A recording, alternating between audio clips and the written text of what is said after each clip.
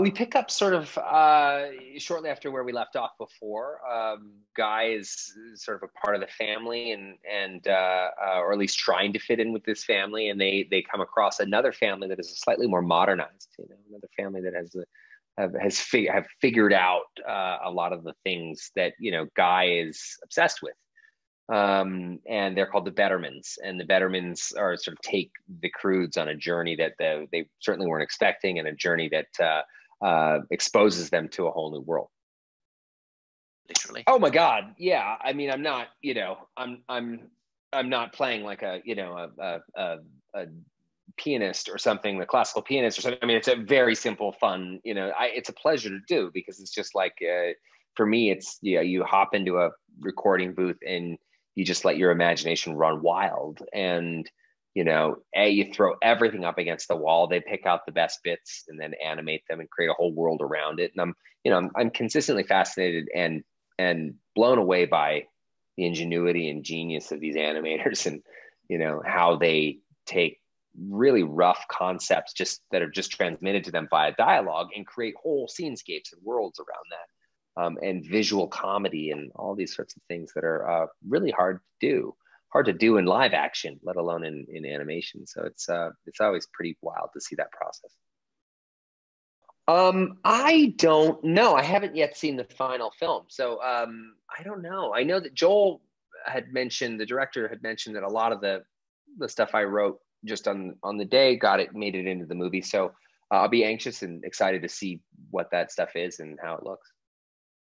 Joel's perfect for this. I mean, I don't think directing an animated movie is that far off of directing a live action film. So, Joel is on character, he's on story, he's on point. He's always looking for the emotion underneath the humor. And I don't think that you can successfully have one without the other. You have to balance the comedy with heart and emotion. So he's great at all that stuff. And he's like a heat-seeking missile for ideas and threads that are really going to work well, not just for my character, but for the whole movie. So I loved working with Joel.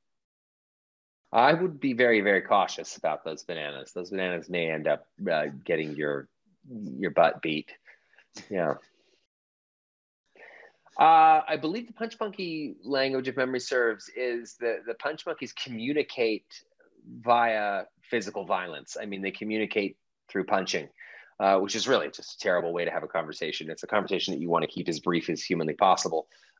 So yes, Guy is tasked with interpreting this language for the Punch Monkeys. So he gets walloped quite a bit.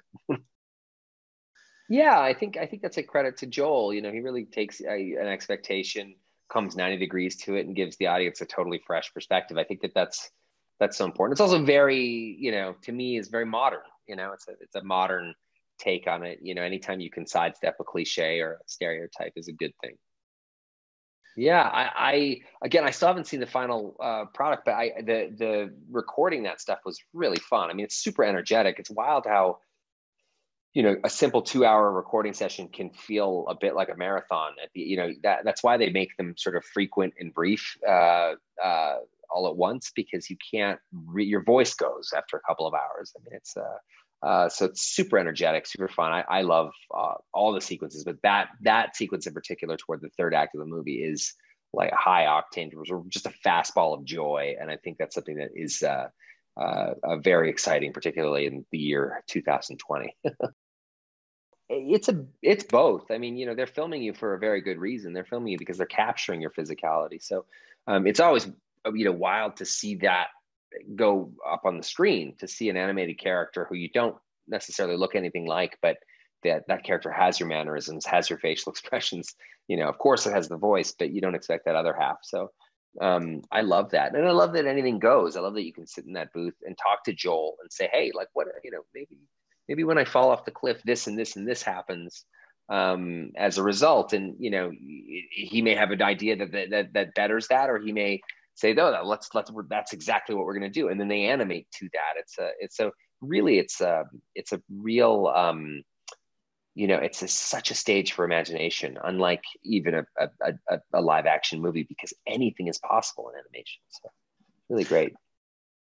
Yeah, I don't, you leave it to Joel to sort of steer the ship and tell you in any given moment what's happening, with the other characters. But you also get a pretty good idea because there's a lot of storyboards. There's a lot of rough sketches, what could or could not happen. You pivot in the middle of a recording session. Sometimes you come up with an idea and then they follow that string and will create a whole new sequence. So, but I love Belt. Belt's a lot of fun. Seeing a lot of kids out there with Belt toys and that kind of stuff. So, something's working.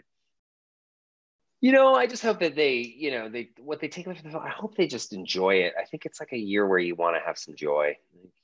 More than anything, it's nice to see something that doesn't really express any sort of high level of cynicism or anything like that. There's just, when you see a movie like this, it's just about joy. It's just about the experience of togetherness. It's about family. It's about values that matter. And I think that that's pretty damn great. Especially after this somewhat torturous year we're in.